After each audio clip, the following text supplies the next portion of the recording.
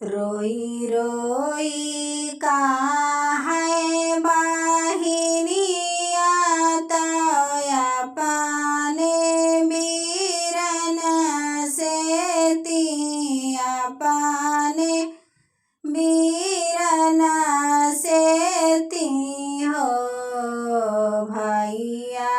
ससुरे कै लोग ताना मार सहलो नाही जाई हो भैया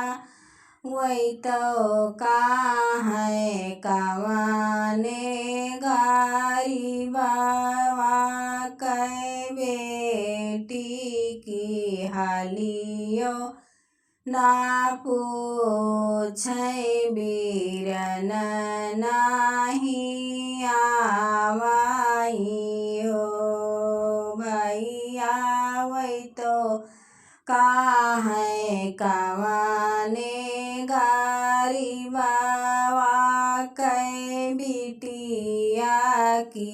हालियो ना पूछै ना केहू आवाई हो यतने बचने सुन भैया के मनवा दुखित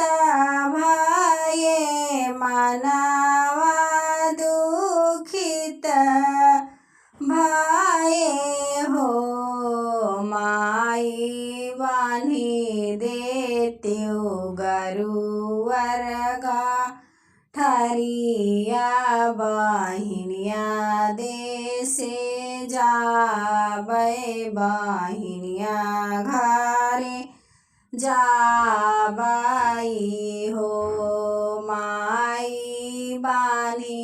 देत्यो गरुवरगा ठरिया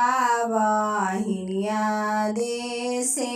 जाबै बहिनिया घरे जाबाई हो यकबाना गईले दूसर बनायौरो दूसर बना हो बहिनी तीसरे मैं पहुँच बहिनी घरवा बहिनिया बहिनी गोह रावाई हो बहिनी तीसरे में पहुँचे बहिनी घरवा बहिनिया बहिनिया गोहरावाई हो घरवा में बाटी आंगनवा की बाटी रसोई हो बहिनी आए हैं तोहरा बीरनवा नी करे तो ही देखती हो बहिनी आई गए तोहारो बीरनवा नी करे काई देखती हो आंगने से दवड़ी बहिनिया बीरन लगे गाई बीरन लगे पहुँचाई हो बहिनी भैया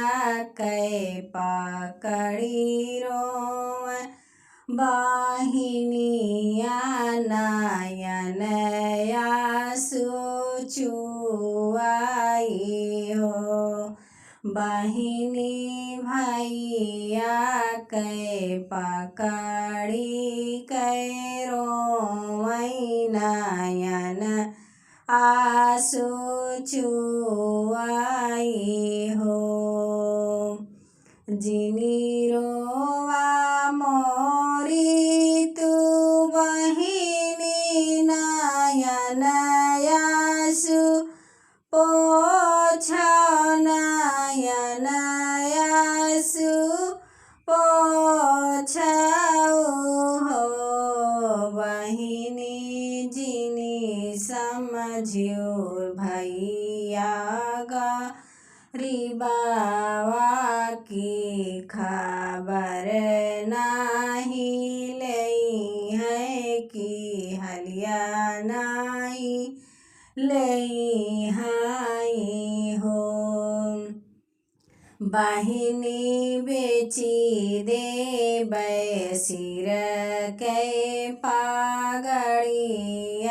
इज्जत तोहरी रखबै मान तोहरी रखबै हो। बहिनी देखी लेत्यो अपनी गठरिया बीरन लैकै आईने हो। गठरी जे खोलै बहिनिया की देखतई खुश भाई मनवा में मुस्कानी हो। सासु पहिरी लेत्यो अपनी पियरिया बीरन मोरा लावई हो। सासु पहिरी लेत्यो अपनी पियरिया बीरन मोरा